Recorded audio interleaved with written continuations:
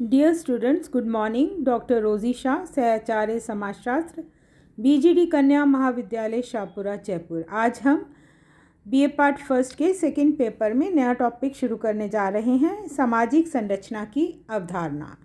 समाजशास्त्र में सामाजिक घटनाओं का अध्ययन किया जाता है। अन्य सामाजिक विज्ञानों की तरह इसमें भी घटनाओं का अध्ययन मूर्त और अमूर्त दोनों रूपों में किया जाता है। प्रत्येक विषय की अपनी अवधारणाएं होती हैं जो कि किन्हीं मूर्त घटनाओं का भाववाचक रूप होती हैं, अर्थात घटनाओं को समझने में सहायता देती हैं। अवधारणा को हम एक तार्किक रचना कह सकते हैं जिसके संदर्भ में एक अनुसंधानकर्ता आंकड़ों का संकलन करता है तथा इन्हें व्यवस्थित करता है। अवधारणा वह शब्द है जिसे एक विशिष्ट अर्थ प्रदान किया गया है और जिसका प्रयोग घटनाओं की व्याख्या एवं सिद्धांतों के निर्माण के लिए आधार स्तंभों के रूप में किया जाता है। समाजशास्त्र में हम अनेक अवधारणाओं का प्रयोग करते हैं, जिनमें से सामाजिक संरचना एक प्रमुख अवधारणा है। मानव जीवन की एक विशेषता है कि उसमें व्यक्तियों के परस्पर संपर्क कम या अधिक अंश में संरचित हैं। हमारे जीवन की दैनिक एवं क्रमिक घटनाएं मानवीय समाज की संरचना का बोध कराती हैं। उदाहरण के रूप में समाजशास्त्रीय दृष्टि से उद्देश्य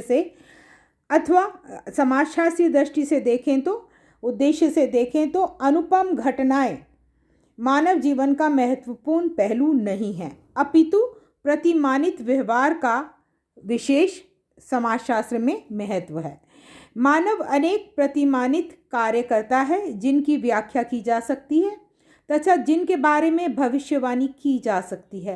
किन परिस्थितियों में अमुक कार्य करेगा, समाजशास्त्री का कार्य इन्हीं प्रतिमानित व्यवहारों का अध्ययन करना है, जिससे कि उनकी सामाजिक संरचना का पता चल सके तथा अमूर्त समाज में रहने वाले व्यक्तियों की जीवन पद्धति का अनुमान हो सके।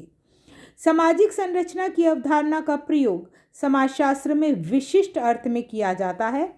सामाजिक संरचना का अर्थ। सामाजिक संरचना को समाजशास्त्र में केंद्रीय अवधारणा माना गया है और इसके अर्थ एवं लक्षणों को लेकर लेकिन आज भी मतभेद पाया जाता है।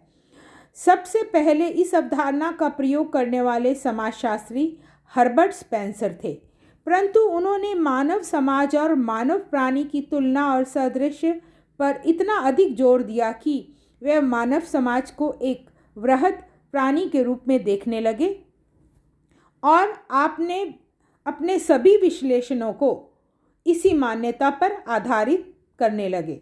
हर्बर्ट स्पेंसर अपने सभी विश्लेषणों को इसी मान्यता पर आधारित करने लगे।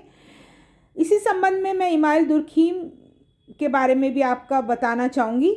इमाइल दुर्खीम, जिन्होंने समाजशास्त्र को वैज्ञानिक स्वरूप प्रदान करने का प्रयास किया और काफ़ी सीमा तक वे इसमें सफल भी रहे। उन्होंने सामाजिक संरचना की अवधारणा की लेकिन कोई स्पष्ट व्याख्या नहीं की।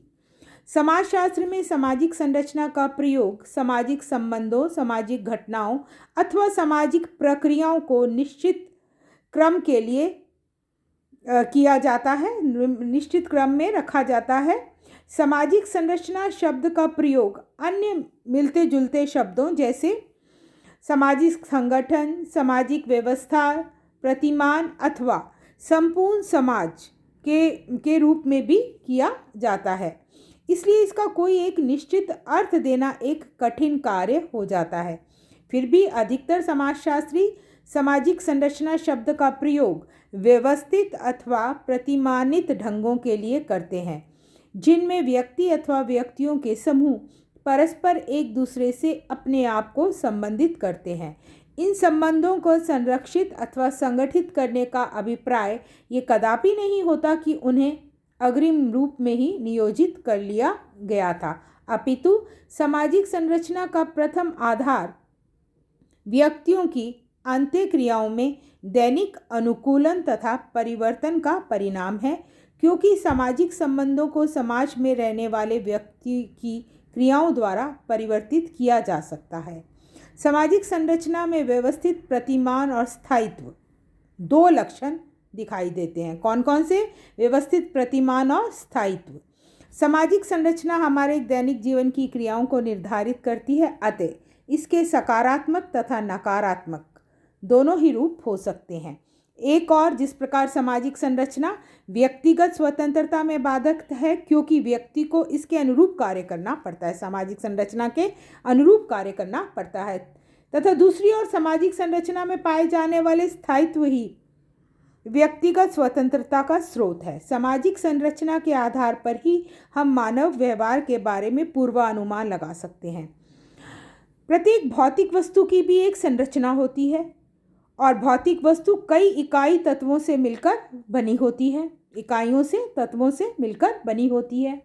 ये इकाइयां या तत्व परस्पर व्यवस्थित रूप से संबंधित होते हैं तथा इन इकाइयों में स्थिरता पाई जाती है।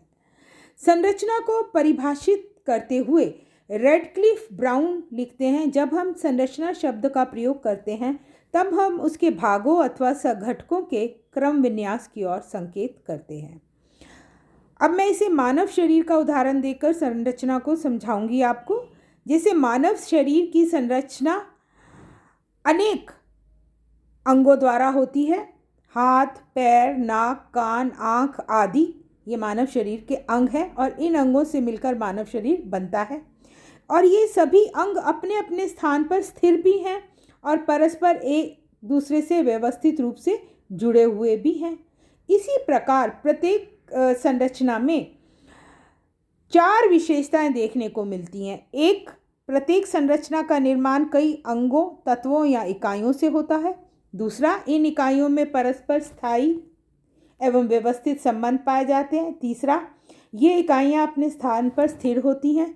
यदि इनमें स्थायित्व ना हो तो संरचना बनती बिगड़ती रहेगी। और चौथा, संरचना का संबंध वस्तु की बाह्य या बाहरी आकृति या स्वरूप से होता है, ना कि उसकी आंतरिक संरचना से होता है। संक्षेप में इस प्रकार से समाज की भी एक संरचना होती है जिसे हम सामाजिक संरचना कहते हैं। समाज की संरचना भी कई इकाइयों, ये इकाइयां हैं जैसे परिवार, संस्थाओं, संघों, प्रतिमानित संबंधों, मूल्यों एवं पदों से मिलकर बनी होती है। ये इकाइयां परस्पर व्यवस्थित रूप से संबंधित होती हैं और अपने अपने स्थान पर अपेक्षाकृत स्थिर होती हैं। इन सभी के सहयोग से समाज का एक बाह्य स्वरूप प्रकट होता है जिसे हम सामाजिक संरचना कहते हैं। सामाजिक संरचना की परिभाषा देते हुए पार्सन लिखते हैं, सामाजिक संरचना परस्पर संबंधित संस्थाओं, एजेंसियों और सामाजिक प्रतिमानों तथा साथ ही समूह के प्रत्येक सदस्य द्वारा ग्रहण किए गए पदों तथा कार्यों की विशिष्ट क्रमबद्धता को कहते हैं। मजूमदार एवं मदान के अनुसार पुनरावृत्तीय सामाजिक संबंधों के तुलनात्मक स्थायी पक्षों से सामाजिक संरचना बनती है। रेडक्लिफ ब्राउन के अनुसार सामाजिक संरचना के अंग या भाग मनुष्य ही है और उसमें संरचना द्वारा परिभाषित और नियमित संबंधों में लगे हुए व्यक्तियों की एक क्रमबद्धता है। कार्ल मानहिम के अनुसार सामाजिक संरचना परस्पर क्रिया करती हुई सामाजिक शक्तियों का जाल है जिससे अवलोकन और चिंतन की विभिन्न प्रणालियों का जन्म होता है। सामाजिक संरचना की विशेषताएं जानकर ही हम सामाजिक संरचना की अवधारणा को भली भांति समझ पाएंगे। मैं एक एक करके इन विशेषताओं को आपको बताऊंगी। सामाजिक संरचना समाज के बाह्य स्वरूप का बोध कराती है। इससे तात्पर्य है कि सामाजिक संरचना का निर्माण विभिन्न इकाइयों से होता है। ये इकाइयाँ जब एक क्रमबद्ध व्यवस्था में जुड़ जाती हैं तो एक ढांचे का निर्माण होता है जिसे हम इकाइयों के कार्यों को इसमें हम इकाइयों के कार्यों को सम्मिलित नहीं करते हैं। जिस प्रकार से शरीर के विभिन्न अंग जैसे हाथ, पैर, नाक, कान, मुंह, पेट, सिर आदि एक व्यवस्थित क्रम में परस्पर जुड़े होते हैं तो शरीर रूपी ढांचे का निर्माण होता है जिसके बाह्य रूप को हम देखा जा सकता है। इसी प्रकार से समाज का निर्माण करने वाली इकाइयां भी क्रमबद्ध रूप से जुड़ने पर एक बाह्य ढांचे का निर्माण करती हैं जिसे हम सामाजिक संरचना कहते हैं। सामाजिक संरचना का संबंध सामाजिक इकाइयों की कार्यविधि से नहीं है। सामाजिक संरचना अखंड व्यवस्था नहीं है। ये दूसरी विशेषता है। प्रत्येक सामाजिक व्यवस्था का निर्माण विभिन्न इकाइयों से होता है। ये इकाइयाँ व्यक्ति, संस्थाएं, समूह, समितियाँ आदि हैं। इस प्रकार प्रत्येक संरचना कई खंडों से मिलकर बनी होती है और वे अखंड नहीं होते, वे अखंड नहीं है। फिर भी ये इकाइयाँ जब परस्पर एक क्रम में जुड़ जाती हैं तो एक बनावट या प्रतिमान को प्रकट करती हैं। उदाहरण के लिए जब एक कमरे का निर्माण ईंट, चूना, पत्थर, खिड़की, दरवाज़ा, लोहा आदि से मिलकर होता है, इन्हें एक विशिष्ट क्रम में जोड़ने पर कमरे का प्रतिमान या स्वरूप प्रकट होता है। इन सब चीज़ों को जब हम व्यवस्थित ढंग से इकाइयों को लगाते हैं तो एक कमरे का स्वरूप प्रकट होता है। सामाजिक संरचना अंत्य संबंधित इकाइयों का एक व्यवस्थित स्वरूप है। सामाजिक संरचना का निर्माण विभिन्न इकाइयों से होता है, जैसा कि मैं बता चुकी हूँ। ये इकाइयाँ अस्त व्यस्त और बिखरी हुई नहीं होती, बल्कि इन इकाइयों में परस्पर संबंध पाया जाता है। उदाहरण के लिए जैसे घड़ी का निर्माण करने वाली सभी इकाइयों को परस्पर जोड़ने पर ही घड़ी की संरचना बनती है।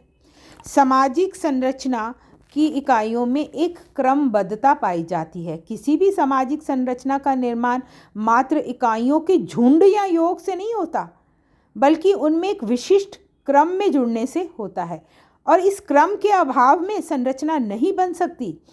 जैसे मैंने अभी उदाहरण बताया था, ईंट, चूने व पत्थर के ढेर से मकान नहीं बन सकता जब तक कि उन्हें एक क्रम में ना जोड़ा जाए।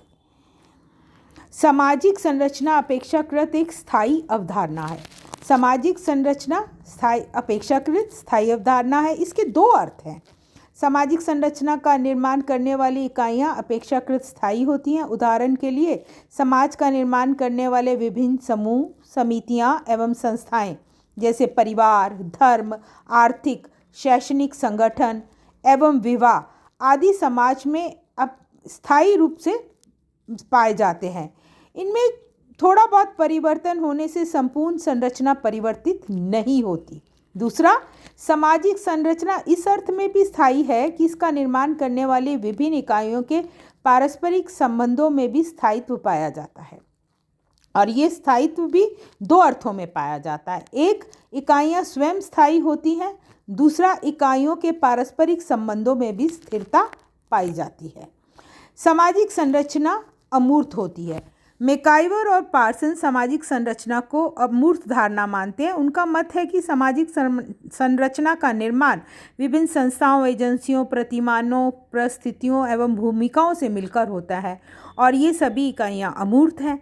इनका भौतिक वस्तु की भांति कोई ठोस आकार या रूप नहीं है। इन्हें देखा नहीं जा सकता, इन्हें छुआ नहीं जा सकता, इसलिए इनसे निर्मित सामाजिक संरचना भी अमूर्त है। समाज का निर्माण सामाजिक संबंधों से होता है, ये आप जान चुके हैं, और ये सामाजिक संबंध अमूर्त हैं, अतः सामाजिक संरचना भी अमूर्त होती है।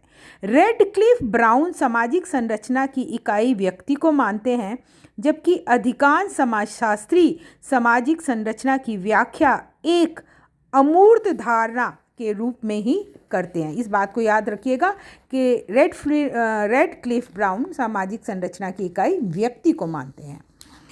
सामाजिक संरचना का निर्माण अनेक उप संरचनाओं से होता है। प्रत्येक सामाजिक संरचना का निर्माण कई उप संरचनाओं से मिलकर होता है।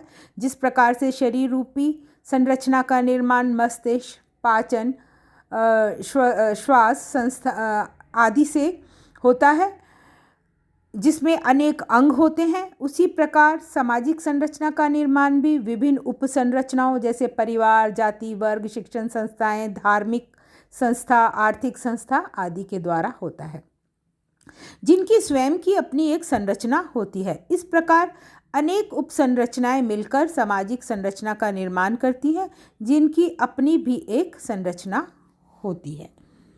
सामाजिक संरचना स्थानीय विशेषताओं से प्रभावित होती है।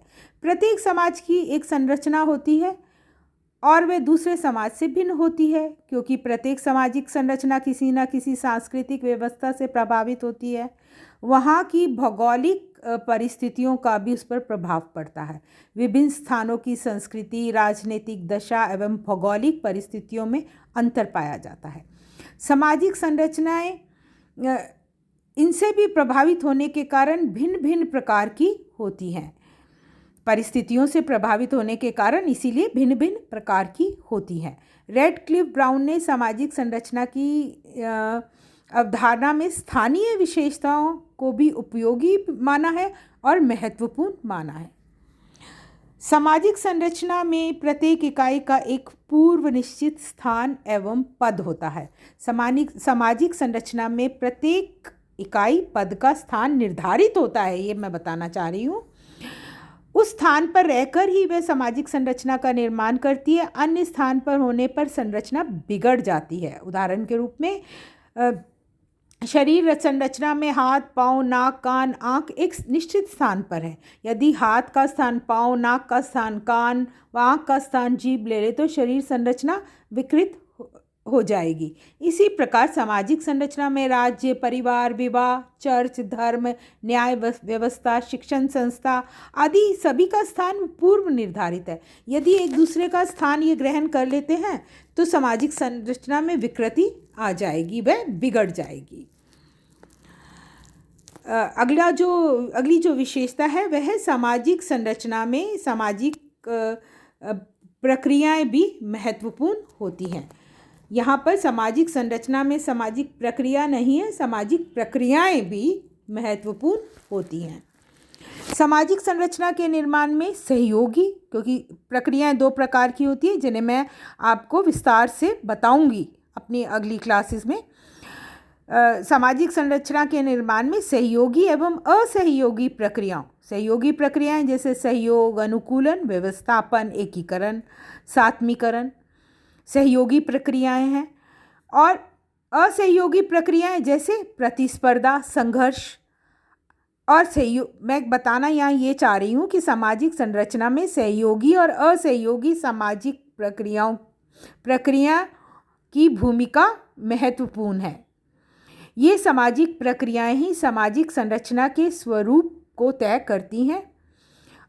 सामाजिक प्रक्रिया का बाह्य रूप सामाजिक संरचना को तय करता है। सामाजिक प्रक्रियाओं का बाह्य रूप सामाजिक संरचना को तय करता है।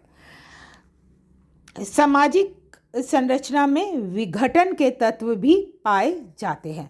सामाजिक संरचना मानव की अनेक आवश्यकताओं की पूर्ति करती है, किंतु कोई भी सामाजिक संरचना अपने आप में श्रेष्ठ नहीं होती है और ना ही उसमें पूर्ण संगठन पाया जाता है। कई बार ये समाज में विघटन भी पैदा करती है। सामाजिक संरचना कई बार समाज में विघटन भी पैदा करती है। जैसे मर्टन तथा दुर्खीम का मत है कि कई बार सामाजिक संरचना स्वयं समाज में नियमहीनता पैदा करती है। सामाजिक संरचना में संगठन एवं विघटन पैदा करने वाले दोनों ही प्रकार के तत्व पाए जाते हैं। अपनी नेक्स्ट क्लास में मैं सामाजिक संरचना के तत्व और सामाजिक प्रणालियों के अर्थ संरचनात्मक पक्ष के संबंध में आपको बताऊंगी। धन्यवाद।